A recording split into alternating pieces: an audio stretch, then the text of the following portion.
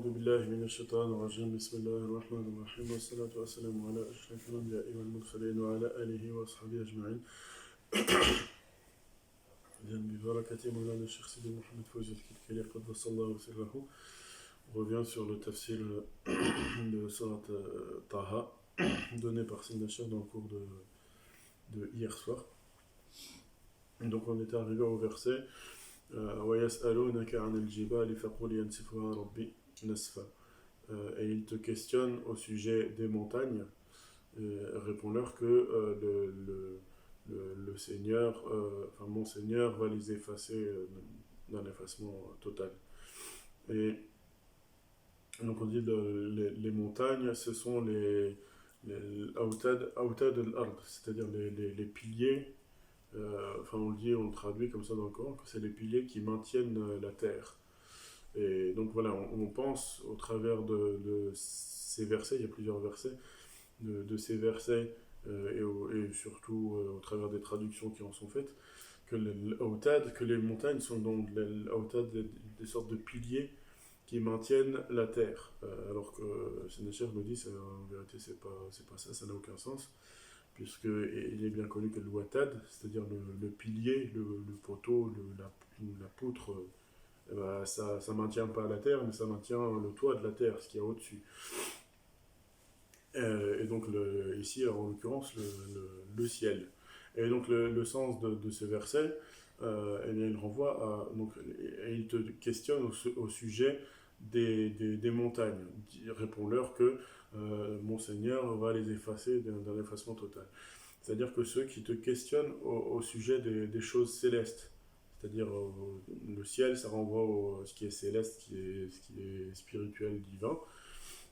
Et donc, c'est-à-dire ceux qui te questionnent au sujet, en gros, du malakout, ceux qui te questionnent au sujet de ce qu'ils voient, de leur vision, en rêve, etc.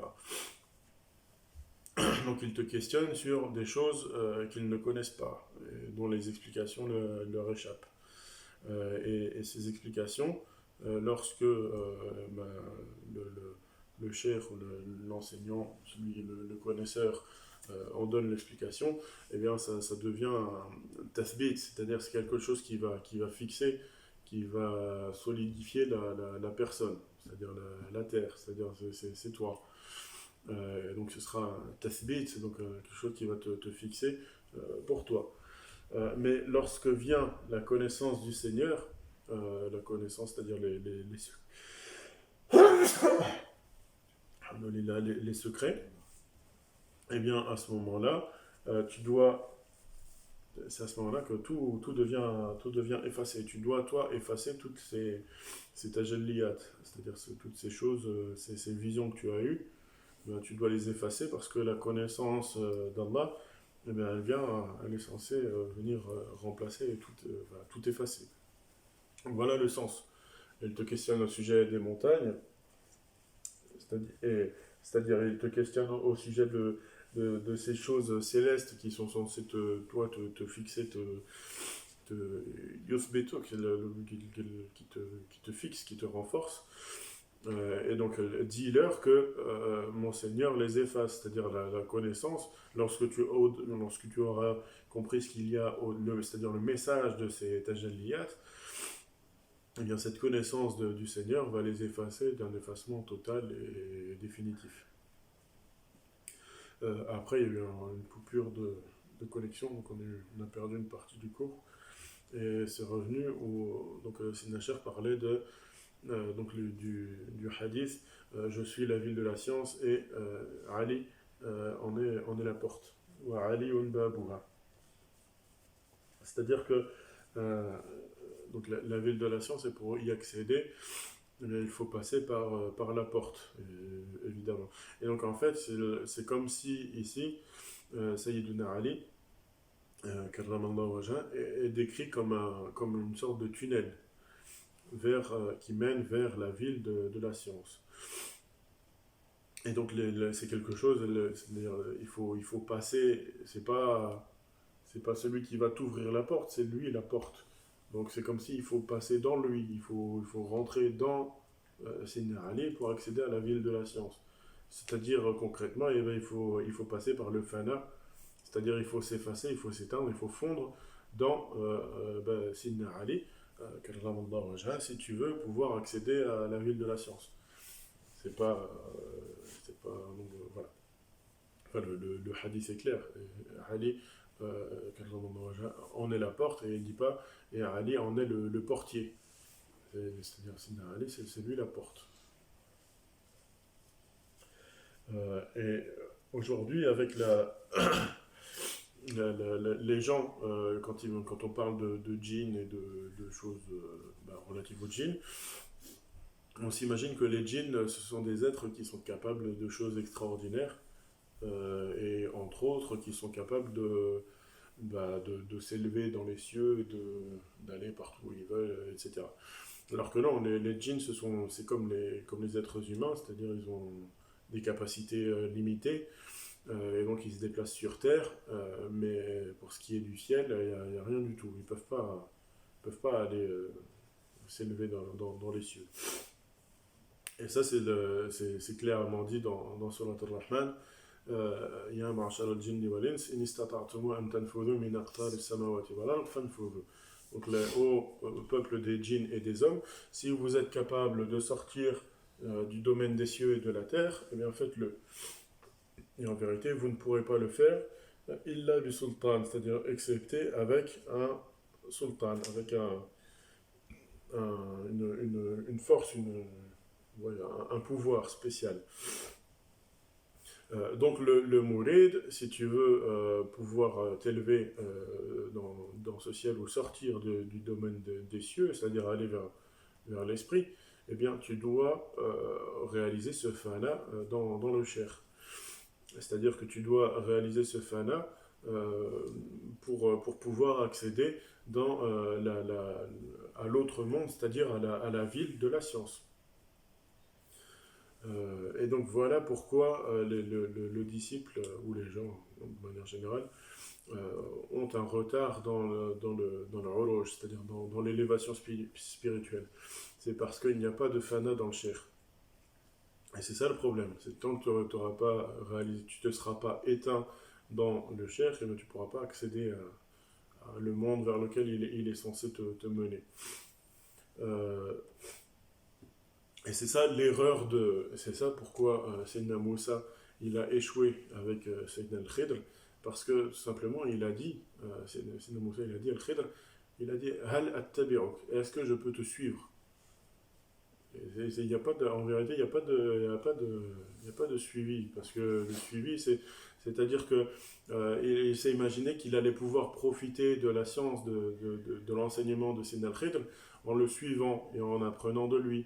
C'est-à-dire comme s'il y avait quelqu'un qui transmet, et puis qui transmet des informations, et lui qui est là pour les recevoir. C'est-à-dire comme dans un enseignement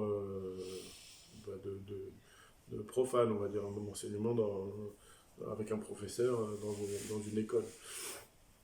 Donc il a pensé profiter de Sayyidina Al-Khidr en le suivant, c'est-à-dire par un compagnonnage, par un suivi corps à corps, alors, et non pas en réalisant, en accomplissement le fana, c'est-à-dire l'extinction en lui.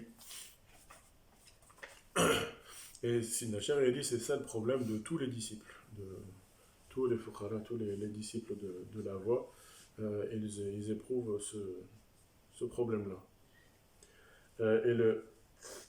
En ce sens, pourtant, le hadith, il est clair, puisque le prophète, il dit La yu'minu ahadukum, aucun d'entre vous ne sera véritablement croyant, tant que je ne serai pas plus aimé de lui que ses biens matériels, que ses enfants, et à la fin du hadith, et que sa propre nafs, que lui-même, jusqu'à ce que je sois plus aimé de lui que lui-même.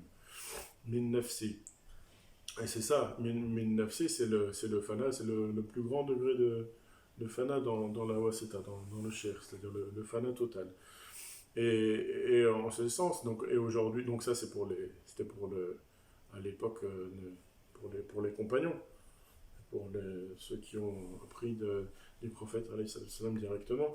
Mais le prophète il ne nous a pas laissé comme ça c'est-à-dire sans possibilité après lui d'atteindre ni de réaliser quoi que ce soit. Parce que, au contraire, il a bien dit dans le hadith al-Thaqalain, je vous ai laissé deux choses, si vous y attachez, vous ne vous perdrez pas avec moi, après moi, le livre d'Allah et Aitratu al-Bayti, donc les gens la Aitra des gens de ma maison. Et il dit aussi dans un autre hadith, euh, euh, aimer les gens al-Bayti, les gens, c'est-à-dire cette élite de ma maison, par le même amour que vous avez pour moi. C'est-à-dire, Hubbu al-Bayti bi hubbi. Aimer cette descendance de moi de la même manière que vous m'avez aimé moi. C'est-à-dire que ce même amour que vous porterez aux gens de Al-Bayt, eh bien c'est à travers de ce même amour que vous obtiendrez le même résultat que si vous aviez vécu exactement à mon époque. Parce que sinon, il n'y aurait pas eu de... Si tel n'avait pas été le cas, eh ben, c'est-à-dire la fin des temps aurait dû survenir dès lors que, avec l'intiqal du prophète, puisque après, il n'y aurait plus eu de sens à ce que les êtres humains continuent à vivre sur Terre. Et donc, lorsque tu dis, lorsque le serviteur, le musulman, il dit Ya Allah, ou Ya Rahman, Ya Rahim, le Ya ici, c'est Ya An-Nida. Donc, ça, c'est dans la langue arabe. Ya An-Nida, ça se traduit en français par Oh, un tel. Et c'est pour faire une demande, c'est-à-dire, c'est pour interpeller quelqu'un et lui demander quelque chose. Et donc, ce Ya An-Nida, dans la basmala, puisque c'est la basmala, Bismillah ar-Rahman ar-Rahim, ce Ya Nida, on retrouve dans le nom ar-Rahim. Et les deux points de ar-Rahim, donc dans les études, dans les enseignements que donne Sidna Cheikh depuis des années, depuis 10-15 ans, sur la basmala, donc je vous renvoie à ces enseignements. Donc on sait que le Ya al-Rahim, c'est le Ya de Sidna al-Hassan et Sidna al-Hussein, les deux points. Et donc en vérité, lorsque ce Ya, qui permet de Ya al-Nida, ça renvoie donc à Sidna al-Hassan et Sidna al-Hussein. Et de même, le Alif Lam, c'est-à-dire le Al, c'est la famille, c'est cette élite. Donc l'une des deux choses qu'a laissé le prophète sallallahu alayhi wa sallam, c'est Aitratu Al al-Bayt, donc le Al, la famille. Et donc avec ce Al, comme on l'avait dit dans des cours précédemment, le Al, il rend par exemple le nom Karim, donc Karim, c'est donc généreux, ça peut désigner tout un chacun, c'est un attribut, mais un attribut divin, mais qui devient attribut divin que dans la mesure où il est précédé de ce Al. Quand tu dis, c'est ça la différence entre Karim ça peut être n'importe qui, mais Al-Karim, ça devient, on sait qui c'est, on sait que c'est le Musamma, c'est-à-dire c'est le nommé, c'est le divin. Et donc les noms et attributs ne deviennent divins finalement que dès lors qu'ils sont mu'arraf, qu'ils sont précédés de ce Al, et qu'ils deviennent connus comme étant renvoyant comme indicateur du divin. Et donc c'est ainsi que certains d'entre ceux qui nient Al-Bayt, eh bien, il se trouve que Allah Ta'ala répond quand même à leurs dua, à leurs invocations, tout simplement parce qu'ils passent par la porte. Bon gré, mal gré, de toute façon, ils finissent par dire Al-Karim, et en disant Al-Karim, ils passent par le Al de Al-Bayt. Ou quand ils disent Ya Karim ou Ya Allah, c'est la même chose. De toute façon, même sans s'en rendre compte, ils finissent par passer par la porte, et c'est comme ça que leurs invocations sont acceptées. Ensuite, le verset d'après, c'est Yoma Idin la لا تنفع الشفاعة إلا من أذن له الرحمن ورضي له قولا. Donc ce jour-là, la shafa'a, l'intercession ne sera d'aucun secours pour personne, sauf pour celui qui aura reçu le idn de Ar-Rahman, du miséricordieux, et qui aura, donc dont le miséricordieux aura agréé, ou aura agréé ces paroles. Donc ici, le shafa'a, donc cette intercession, elle est bi-idhnillah, par la permission d'Allah. Et dans le hadith de l'intercession, donc comme on le sait, à la fin des temps, les gens, au jour du jugement, les gens se réuniront, ils vont voir Sidna Adam et lui demanderont d'intercéder pour eux. Et Sidna Adam leur répondra qu'il ne peut rien pour eux, et qu'ils aillent voir un autre prophète, et qu'il leur dira même allez voir un autre, allez voir un autre, allez voir un autre, jusqu'à ce que le dernier, je crois que c'est Sidna Isa qui dira allez voir Sidna Muhammad. Et lorsque les gens iront voir Sidna Muhammad alayhi salatu salam, le prophète sallallahu alayhi wa sallam répondra Ana lah, c'est-à-dire je suis celui qui est le détenteur de cette intercession. Et dans le hadith, le prophète sallallahu alayhi wa sallam dit A'immatukum shufa'a'ukum ila Allah. Donc vos imams sont les détenteurs de cette shafa'a pour vous auprès d'Allah. Donc cette shafa'a, donc cette intercession, elle est pour le prophète alayhi salam, et elle est pour les imams après lui, pour c'est-à-dire les représentants du prophète alayhi salam.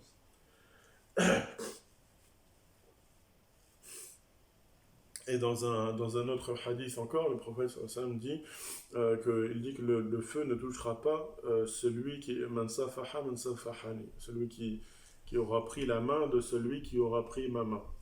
Donc c'est ça, et ça renvoie clairement au sanad, c'est-à-dire à la chaîne de transmission des shuyukh, donc de cheikh en cheikh en cheikh jusqu'au prophète alayhi salam. Donc ça c'est le hadith est clair, le feu ne touchera pas celui qui touchera la main de celui qui m'a touché, qui prendra la main, c'est-à-dire qui serrera la main. C'est ça, le safaha, ou safaha, c'est le fait de serrer la main de quelqu'un.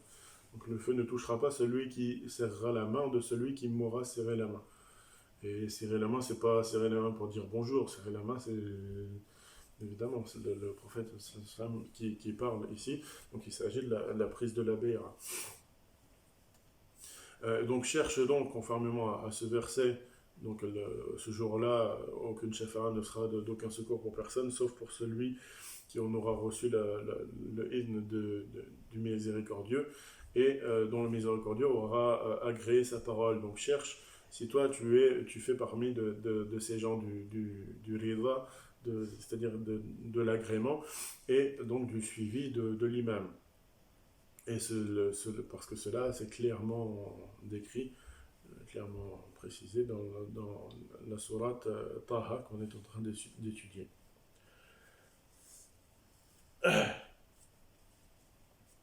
Donc lorsque Sidna Moussa il est parti pour le rendez-vous avec son Seigneur dans la montagne, il a laissé à son peuple al-man wa salwa. Al-man wa salwa, c'est les cailles et je ne sais plus la manne. Et donc en fait, c'est-à-dire que le peuple il recevait le tajalli, il recevait le tajalli, c'est les théophanies, c'est-à-dire les manifestations divines qui sont descendues depuis le Jabarot vers le Malakut et jusque dans le Mulk, c'est-à-dire dans le monde physique.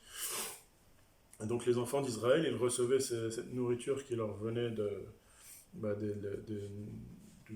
plus hauts du ciel, quoi. C'était des théophanies qui descendaient et qui se manifestaient carrément dans le monde physique, et donc qui se nourrissaient avec cela. Et ce man, c'est-à-dire ces denrées, cette nourriture, elle était transportée dans l'arche, dans le thabout. Thabout, c'est ce qui... donc c'est dans le thabout, dans l'arche, que les enfants d'Israël avaient réuni en fait toutes les ce qu'on appellerait en français, c'est des reliques, c'est-à-dire c'est-à-dire l'alwah, les tablettes de Sidna Moussa, elles étaient réunies aussi dans le Thabut, dans l'arche, ainsi que sa canne, ainsi que tous les effets qui ont appartenu à Sidna Moussa étaient dans cette arche, et à chaque fois que le peuple d'Israël se déplaçait, eh ben, il portait avec lui l'arche. Et, et tant que l'arche tant que le Thabut il était avec le peuple était littéralement invincible. Toutes les batailles qu'il engageait, peu importe le nombre et la force de l'ennemi, donc les enfants d'Israël finissaient toujours vainqueurs. Jusqu'au jour où le Thabut a été volé, et à ce moment-là, Bani Israël, ils ont perdu et ils ont été mis en déroute. Et ils ont été, jusqu'à aujourd'hui, voilà, ils errent un peu partout sur la terre. Et voilà, il n'y a plus. Voilà. Dès lors que le Thabut a disparu, qu'il a été volé, ça a été la fin pour eux. Et c'est exactement la même chose pour le Mourid, pour le disciple dans la Talakra. Lorsque le Mourid vient à perdre donc ses effets personnels, ses effets, ce qu'il est censé avoir de plus sacré, à savoir sa subha par exemple ou sa derbala, à ce moment-là, qu'est-ce qu'il peut attendre dans la Talakra? Quand le disciple perd sa subha, en réalité il n'est plus rien. Et c'est ça, c'est une histoire du cheikh Sidi Ahmed al-Alawi. Un jour, il y a quelqu'un qui est venu lui rapporter une subha et il lui a dit: tiens, j'ai retrouvé une subha à toi. Et Sidi al-Alawi il lui a répondu: mais comment ça, une subha à moi? C'est pas possible. Mais si, c'est une subha, c'est les gens, les Tefokara, qui font tel wird avec, et donc elle est disposée comme ça, elle est construite comme ça. Ça, c'est une subha qui est à toi. Et Sidi al-Alawi, il lui a répondu: où est-ce que tu l'as trouvé? Il lui répond: je l'ai trouvé dans l'endroit un tel. Et est-ce qu'il y avait une tête autour de cette subha, ou comment tu as pu la trouver? Non, il n'y avait pas de tête, elle était juste comme ça, tout seul, je l'ai retrouvé. Et il a répondu, Sidi al-Alawi, il a dit: c'est impossible que ce soit à l'un de mes disciples, parce que mes disciples, il garde la subha autour du cou. Et donc, si la tête n'a pas été coupée, eh bien, il n'y a aucune raison, et c'est impossible que cette subha soit tombée, et encore moins qu'elle ait été égarée et perdue et oubliée par l'un de mes disciples. Donc celui à qui appartient cette subha n'est tout simplement pas mon disciple, et c'est pas une subha qui est rattachée à ma talekra. En gros, c'était ça. Et de même, là, il y avait une autre histoire avec l'imam al-Junayd. Un jour, sa subha, elle est tombée par terre, et il s'est évanoui. Et les gens lui ont demandé pourquoi une telle réaction. Et le Sidna al-Junayd, il a répondu: effectivement, c'est un outil, mais c'est un outil grâce auquel j'ai connu Allah. Et donc, dès lors que sa subha elle est tombée par terre, il s'en est évanoui. Donc voilà, en vérité, la subha et la mulaqa'a, elles doivent rester avec toi jusqu'à la mort. Mais ça, pour le disciple, en vérité, c'est juste un vêtement, ce sont des accessoires. Et ce sont des accessoires, et tellement des accessoires que vous êtes prêts à vous les prêter. Il n'y a aucun problème, vous les prêtez les uns les autres. C'est-à-dire, et ça, rien que le fait de penser, d'envisager cela comme possible, c'est la preuve qu'il n'y a aucun ta'zim, qu'il n'y a aucune importance qui est prêtée ni à la subha ni à la mulaqa'a. Et donc à partir de là, il ne faut pas s'imaginer avancer correctement. Voilà. Donc lorsque l'imam, c'est-à-dire Sidna Moussa, est parti, c'est à ce moment-là qu'est arrivée la défaite. C'est-à-dire, malgré que les tajalliyat, les théophanies, elles restaient, c'est-à-dire les enfants d'Israël, ils recevaient toujours le men wa salwa pour leur nourriture. Ils recevaient toujours ces nourritures qui leur descendaient du ciel, et dont ils pouvaient se nourrir même au milieu du désert. C'est-à-dire que toi, malgré que tu vois toujours la lumière, malgré que tu reçoives toujours des mushahadat, comme ça, un flux spirituel, dès lors que tu t'éloignes du cher, eh bien, tu restes et tu ne demeures plus qu'avec, même si tu as ces lumières et ces mushahadat, tu es avec le samiri de ta nafs, avec le pharaon de ta nafs, et avec toutes ces choses-là qui ne t'entraînent pas au bien. Et, dès lors que tu t'éloignes donc du cheikh, il est strictement impossible que tu sois du nombre des gens de la taqwa, des gens qui craignent, qui sont dans l'état de présence et de crainte révérentielle. Et ça c'est clair, c'est très très clair avec le disciple Karkari, dès qu'il s'éloigne du cheikh, dès qu'il s'éloigne de la zawiya, il tombe soit dans le kabira, soit dans le sarira, c'est-à-dire soit dans les grands péchés, soit dans les petits péchés, soit dans le mubiqat. Le mubiqat, c'est les péchés qui, sont, qui te font perdre. C'est les péchés c'est au-delà des grands péchés, c'est les péchés qui t'emmènent directement en enfer. Voilà. Et donc selon ton degré d'éloignement, mais t'es dans l'un des trois. Mais il n'y a pas d'autre, il y a pas d'échappatoire possible. Et nul ne peut dire ni ne prétendre le contraire. Que dès que tu t'éloignes du cher, tu peux pas faire autre chose que tomber dans le péché. Et c'est idem, la même chose pour Sidna Moussa et son peuple. Donc Sidna Moussa, alayhi salam, il s'est éloigné de son peuple pendant seulement 40 nuits, 40 jours. Et lorsqu'il est revenu à son peuple, il a trouvé son peuple qui avait complètement tout retourné, qui avait retourné le tawhid, qui s'était détourné des tajalliyat, c'est-à-dire de ces descentes théophaniques, vraiment leur nourriture qui leur venait du ciel, et qui sont détournés de tout cela pour aller adorer un veau d'or. C'est-à-dire ils ont tout renié simplement en 40 jours.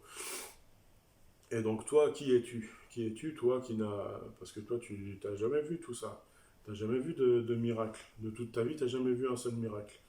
Alors que eux, carrément, ils ont vécu des choses incroyables. Ne serait-ce que ça, manger tous les jours de la viande qui descend du ciel, alors que tu es en plein milieu du désert. Et donc, sans compter tous les miracles, la traversée de la mer, etc., vécu avec Sidna Moussa. Donc toi qui penses avoir un secret, ou deux secrets, ou trois, ou autant, c'est-à-dire toi qui penses voilà, avoir atteint quelque chose, en vérité tu n'as rien dès lors que tu t'es éloigné de ton imam. Parce que si tu avais eu un secret, eh bien tu serais tout simplement resté dans l'ombre de l'imam, tu serais resté à ses côtés. Parce que dès que tu t'éloignes de lui, eh ben, il n'y a plus rien. Le verset d'après, c'est يَعْلَمُ مَا بَيْنَ أَيْدِيهِمْ وَمَا خَلْفَهُمْ وَلَا يُحِيطُونَ بِهِ عِلْمًا. Donc il sait ce qui se trouve devant eux et derrière eux, et tandis que eux, ils ne savent pas, ils ne le cernent pas, ils ne le connaissent pas. C'est-à-dire qu'il sait et nous ne savons pas. Donc le problème en vérité il est en nous et non pas en lui. C'est-à-dire que c'est nous qui sommes loin, c'est nous qui sommes loin de lui. Donc si tu prends le dhikr de l'imam et que tu le fais avec la niya du suivi de cet imam, et bien à ce moment-là tu recevras des sciences et tu recevras des choses qui vont te permettre de t'élever spirituellement. Mais si tu pratiques le wird sans idhn, sans niya non plus, sans niya de suivre l'imam, et bien à ce moment-là, c'est comme si tu allais pour voler ce qui ne t'appartient pas, et donc tu viens en quelque sorte voler le mal yatim, tu viens voler l'héritage ou les biens de l'orphelin. Et donc voilà pourquoi, en vérité, les Ahlallah, les soufis, apprennent n'apprennent qu'une seule chose, rien d'autre en vérité, parce que c'est la seule chose qui compte vraiment, et c'est le adab, c'est-à-dire les règles de la bienséance. Mais c'est pas la bienséance c'est-à-dire le savoir-vivre au quotidien, que faire, que ne pas faire, et savoir quelle est la meilleure attitude à adopter dans toutes les situations. Et c'est pour ça que les Ahl Allah, donc les gens d'Allah, tout ce qu'ils font, dans leur quotidien, même les choses qui paraissent les plus, les plus basiques, voilà, eh bien ils le font avec le idn, ils le font avec la permission de l'imam. Et ça, c'est pour retirer la baraka de tout ce qu'ils entreprennent. Parce que la wasita, c'est justement le sultan, le sultan de la hadra. Et c'est ça, vous pourrez vous sortir du domaine des cieux et de la terre que par un sultan, que par ce sultan, ce pouvoir. Et donc toi, de même, tu ne peux t'élever spirituellement que si la wasita t'ouvre la porte de son cœur, que si le wali t'ouvre la porte de son cœur. Et donc fais en sorte que le wali ne voit de toi que du bien, afin que peut-être il finisse par t'aimer. Et si il finit par t'aimer, à ce moment-là, tu prends une place dans son cœur. Et si tu prends une place dans son cœur, eh bien sache que le cœur de ce wali, c'est, on dit, mahal nazar al-haq, c'est-à-dire le- ce que l'emplacement de la vision du Seigneur, c'est-à-dire ce sur quoi le Seigneur pose son regard. Et donc s'il te trouve dans ce cœur du wali, à ce moment-là, il va voir que le wali t'aime, et si le wali t'aime, eh bien le Seigneur va t'aimer par l'amour que le wali te porte.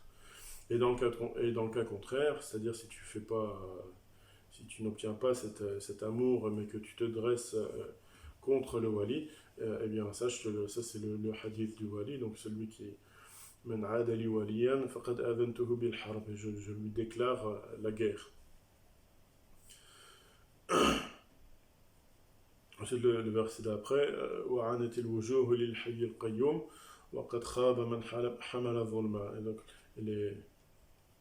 là pour la traduction c'est un peu compliqué, j'aurais dû voir en français. Mais donc en gros les regards se fondront pour le vivant qui persiste par lui-même. Et et celui qui aura apporté des ténèbres, celui-là il sera perdu. C'est-à-dire celui qui aura été injuste, celui qui aura été injuste vis-à-vis de sa propre nafs, et qui n'aura pas connu sa haqiqa, c'est-à-dire la haqiqa, la réalité de cette nafs qui est la sienne, c'est-à-dire la faire retourner à son origine et à la lumière, pour se rendre compte qu'en vérité cette nafs, elle est esprit, elle est ruh.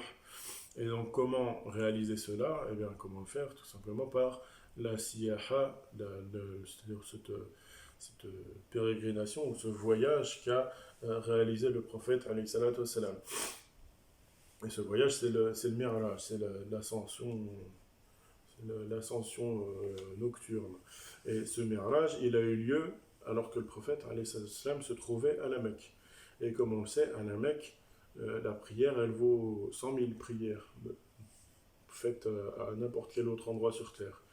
Et donc dans le Mi'raj, le prophète alayhi salatu wassalam est parti de la Mecque. C'est-à-dire il se trouvait à la base de son corps à la Mecque, mais il est parti de la Mecque où la prière vaut 100 000 et il est allé vers Al-Quds. Et Al-Quds c'est 500 il me semble. Et Médine c'est 10 000. Et donc il est parti, le prophète sallallahu alayhi wa sallam est parti de la Mecque, l'endroit le plus élevé, vers l'endroit le plus bas. Le plus bas parce que c'est 500, c'est plus bas même que Médine. Et donc la question c'est pourquoi, et donc il est parti donc c'est l'Isra. Donc c'est ça, c'est l'Isra, c'est le départ de la Mecque jusqu'à Al-Quds, jusqu'à Jérusalem. Et donc la question c'est pourquoi le prophète sallallahu alayhi wa sallam est parti de la Mecque pour aller à Al-Quds, alors que le degré de Al-Quds est plus bas que celui de la Mecque. Et Sidna Cher, il répond que tout simplement parce que la porte, la porte des cieux se trouvait à ce moment-là en face alignée par rapport à Jérusalem. C'est-à-dire que c'est dans cet alignement-là que se trouvait la direction, je ne sais pas si on peut dire ça, pour aller vers Sidrat al-Muntaha. Alors que au-dessus de la Mecque, eh ben c'est Allah alam, peut-être que Sinachar il a dit peut-être au-dessus de Mecca, il n'y avait pas de porte. Euh, et c'est ça pour les Ahl Allah, la porte c'est Hadrat al-Quds. C'est pour ça que ouais, les soufis appellent cette porte la Hadrat al-Quds, c'est-à-dire la présence sanctifiée. Et donc il est dit dans un verset dans Surat al-Rahman, comme on a dit tout à l'heure, Ya ma'ashara al-jinni wal ins, in istata'tum an tanfudhu min aqtari as-samawati wal ardi fanfudhu, la tanfudhuna illa bisultan. Et il n'a pas dit, la tanfudhun, vous ne parviendrez pas à traverser sortir du domaine des cieux et de la terre. Et le verset dit, vous n'y parviendrez que par un sultan, que par un pouvoir. Et il n'a pas dit, la tanfudhuna illa min bayt al-maqdis. Vous ne traverserez que par le Bayt al-Maqdis, c'est-à-dire par Jérusalem. C'est-à-dire que ici, le Quds, donc ce qui permettrait d'accéder, de transpercer, de sortir du domaine des cieux et de la terre, c'est comme si le Quds ici avait été remplacé par un homme, par un insan, par un homme, c'est-à-dire, et c'est ça le sultan, le sultan. Le sultan, c'est cet homme-là qui te permet de sortir de ce domaine des cieux et de la terre. Alors qu'avant, non. Avant l'avènement du prophète, avant le Miraj, non, c'était pas comme ça. Et c'est pour ça que le prophète est parti, et c'est ça dans le verset de Surat al-Isra, donc c'est l'Isra, c'est ça l'Isra, le voyage de la Mecque jusqu'à Jérusalem, et donc le verset dit Subhanalladhi asra bi'abdihi laylan min al-masjid al-haram ila al-masjid al-aqsa. Donc c'est gloire à celui qui a fait voyager son serviteur de nuit depuis le Masjid al-Haram, la mosquée al-Haram, donc c'est-à-dire la Mecque, jusqu'à le Masjid al-Aqsa, la mosquée de Al-Quds, de Jérusalem. Mais aujourd'hui, non. Donc, ça, c'était avant. Avant, la porte, elle se trouvait dans l'alignement de Jérusalem. Aujourd'hui, non. Le sultan, eh ben, tu dois aller jusqu'au sultan, et à ce moment-là, lorsque tu atteindras ce sultan, eh bien, tu auras accès à l'élévation, à l'ascension. L'ascension au-delà des cieux te sera rendue possible. Et si tu essayes sans sultan, sans passer par ce sultan, eh bien, à ce moment-là, يرسل عليكم شواظ من نار ونحاس. Si tu essayes sans passer par le sultan, eh bien, tu recevras des boules de feu et je sais pas, de cuivre, pas de cuivre, mais de métal en fusion. Enfin, je ne sais pas trop comment traduire ça. Mais en gros, c'est-à-dire que l'endroit, il est gardé. Si tu essayes de t'élever quand même, en passant par autre que ce sultan, eh bien tu seras attaqué. Et, tu ne pourras pas. Et ça, dans Surat al-Jinn, il y a d'autres versets qui parlent de cela. وَإِنَّا لَمَسْنَا السَّمَاءَ فَوَجَدْنَاهَا مُلِئَتْ حَرَسًا شَدِيدًا وَشُهُبًا. Et donc nous avons considéré le ciel et nous l'avons trouvé, c'est les djinns qui parlent. Nous avons essayé de considérer le ciel et nous l'avons trouvé rempli de gardes qui sont dures et de choses qui t'empêchent. C'est-à-dire avant le prophète, avant la venue du prophète, nous avions l'habitude nous y avions des assises dans le ciel. Nous avions des assises pour recevoir, pour écouter les informations qui descendaient du ciel. Et ça, c'était avant donc le prophète. Mais فَمَنْ يَسْتَمِعِ الْآنَ يَجِدْ لَهُ شِهَابًا رَصَدًا. Et celui qui aujourd'hui, donc depuis l'avènement du prophète sallam, qui va essayer d'aller écouter ces informations qui descendent du ciel, eh bien il trouvera comme des étoiles filantes, des boules de feu qui vont le toucher comme des balles, quoi, pour le tuer. C'est-à-dire qu'aujourd'hui, c'est devenu impossible d'écouter. Depuis l'avènement du prophète, c'est devenu impossible d'aller écouter dans ces assises. Et donc, dans la science moderne, les gens pensent qu'il y a des créatures qui ont pu sortir du ciel et de la terre, etc. Mais alors, c'est complètement impossible, puisque depuis l'avènement du prophète, tous ceux qui essayent de s'y aventurer, eh bien, ils reçoivent c'est ça, Shihab al-Rasada, le Coran dit, ils reçoivent des boules de feu qui viennent les tuer. Et donc, au travers de cela aussi, il y a une réponse pour tous ceux qui pensent qu'on peut s'élever et accéder à des mondes spirituels comme ça, par l'intermédiaire du bouddhisme ou du yoga ou de disciplines spirituelles diverses et variées. Eh bien non, en vérité c'est impossible, parce que le ciel il est gardé. Le ciel ils ne peuvent pas s'aventurer dans ces degrés-là.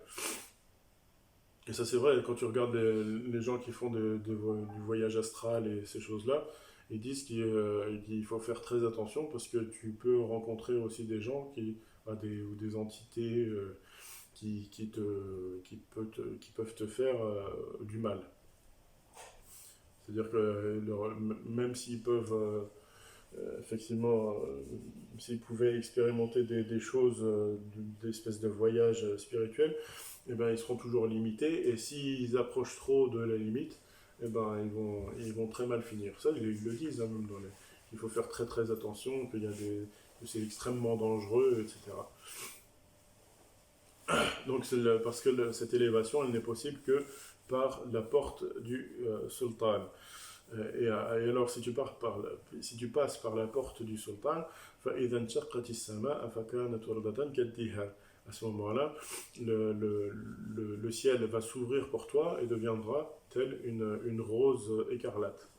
Et ça, c'est ce que tu vois dans le mushahada. Tu vois, lorsque le ciel s'ouvre, ben, tu le vois clairement tel que le Coran l'a décrit.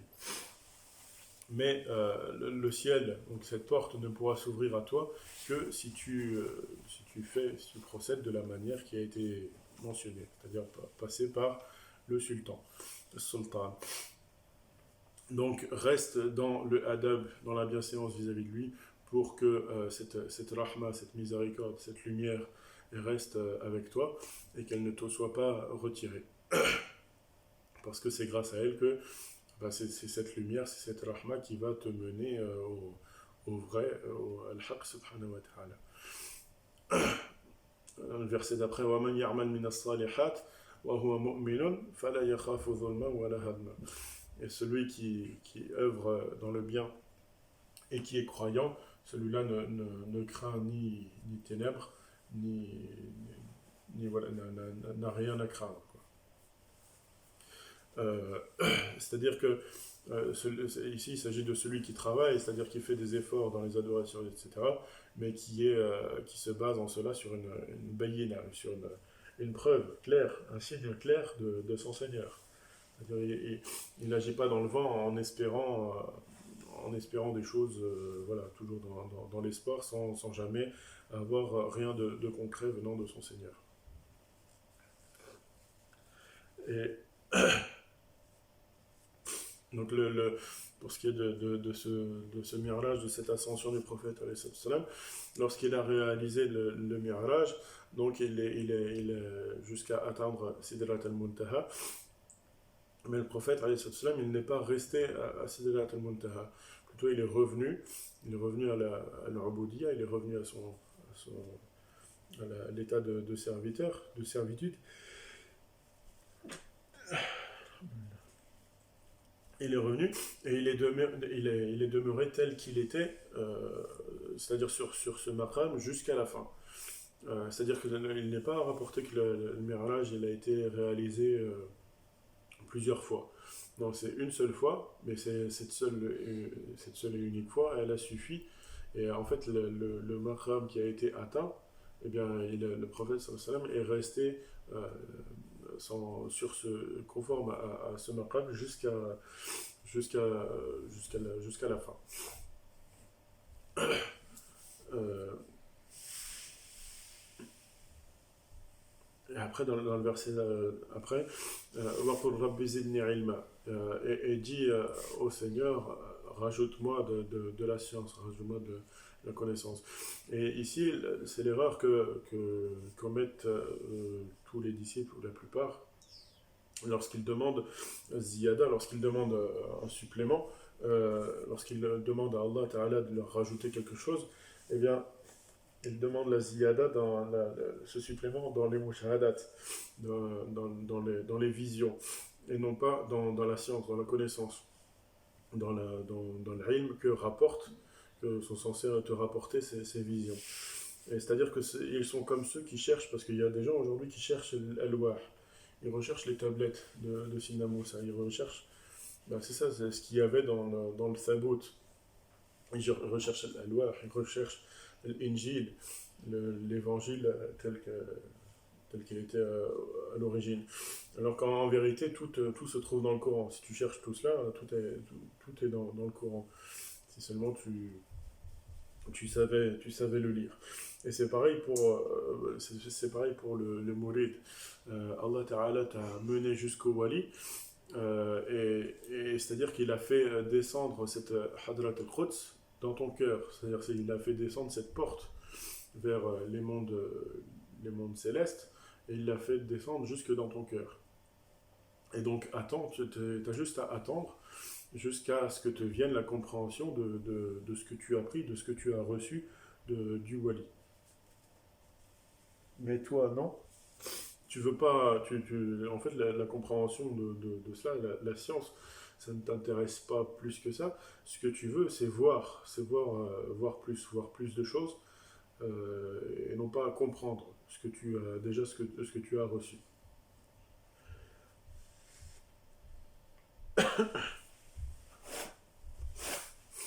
Dans le verset d'après, وَلَقَدْ عَهِدْنَا إِلَى آدَمَ مِنْ قَبْلِ فَنَسِيَ فَلَمْ نَجِدْ لَهُ عَزْمًا. Et donc nous avons passé un pacte, nous avons fait prêter serment à Adam alayhi salam auparavant, et il a oublié ce sur quoi il s'était engagé. Et en vérité, Adam alayhi salam, c'est nous sommes Adam alayhi salam. Et c'est-à-dire que Sina Adam, lorsqu'il était dans le paradis, tout était à sa portée. Mais il a été détourné, il a été éprouvé, il a été mis dans cette fitna, dans cette épreuve, à cause des tajalliyat, à cause de toutes ces théophanies que contenait le paradis. C'est-à-dire qu'il a vu les tajalliyat, il a vu les théophanies, mais il a oublié le mutajalli, il a oublié celui qui se manifestait au travers de ses manifestations. C'est-à-dire il a vu la manifestation de l'arbre, mais donc il s'est intéressé à l'arbre, mais en oubliant le créateur de l'arbre. Et c'est la même chose pour toi, ô disciple. Tu as oublié le mot tajalli, tu t'es concentré sur le tajalliyat, donc sur ces mushahadat, ces manifestations, et tu as oublié celui qui se manifestait au travers de ces manifestations. Et c'est ça, certains se complaisent dans les mushahadat, ils aiment voguer, nager dans ces mushahadat, dans ces visions, mais ils oublient le sens c'est-à-dire la science qu'ils ont reçue, la connaissance de celui qui se manifeste. Ils oublient celui qui se manifeste au travers de toutes ces choses qu'ils voient. Et donc du coup, ils ne comprennent de ces visions ni science, ni sagesse, ni rien du tout. Et donc en vérité, toi, au Mourid, tu n'aimes pas ce qu'a fait Adam, alayhi salam, t'aimes pas ce qu'il a fait, t'aimes pas le fait qu'il soit sorti du paradis. Cette erreur qu'il a faite, tu la dénigres. Mais en vérité, tu fais exactement la même chose. C'est-à-dire que quand tu as pris la lumière du shir, le shir t'a dit reste concentré dessus, reste concentré sur cette lumière et ne t'en détourne jamais. Et, et tout, parce que tout le reste, tout autre que cette lumière, ce sont des ténèbres. Euh, et la haqiqa de tout ce que tu vois, de tout ce que tu peux considérer, eh bien, c'est sa réalité, ça te renvoie à cette rabda, cette poignée de lumière que tu as toi-même dans ton cœur. Donc certains sont éprouvés, sont détournés par la fitna de leurs enfants, de l'argent, des femmes, etc. Et toutes ces choses-là, ce sont les ténèbres de ce qui se trouve autour de toi. Et en vérité, tout ce que tu étais censé faire, tout ce qu'il t'incombait, c'était de rester simplement dans l'ombre du sultan, de cet homme, jusqu'à ce qu'il t'informe de la science, de la lumière que tu as reçue de lui, et il t'en informera dans la mesure où tu te conformeras et tu suivras chacun de ses ordres. Mais non, toi, évidemment, tu n'as pas suivi ces recommandations. Tu as mis tout cela de côté et tu as préféré, à un moment ou à un autre, tu as préféré revenir au suivi de tes passions. Et tu regardes, tu considères ton état lorsque tu entres dans une colère ultime, lorsque tu perds 1 euro ou un dinar. Ça, c'est pour toi, c'est une catastrophe. Mais par contre, si tu perds en proximité de ton Seigneur, c'est quelque chose, pour toi, c'est pas la fin du monde. Et même celui qui est triste, si tu regardes dans sa vie pourquoi il est triste, pourquoi il est malheureux à cause de la pauvreté, à cause de la maladie, à cause de la mort d'un être proche, d'un être cher, mais en vérité, qui est triste parce qu'il est dans l'éloignement de son Seigneur. Et on sortira cela pour ce soir. نسأل الله يعلمنا ما ينفعنا وينفعنا بما علمنا.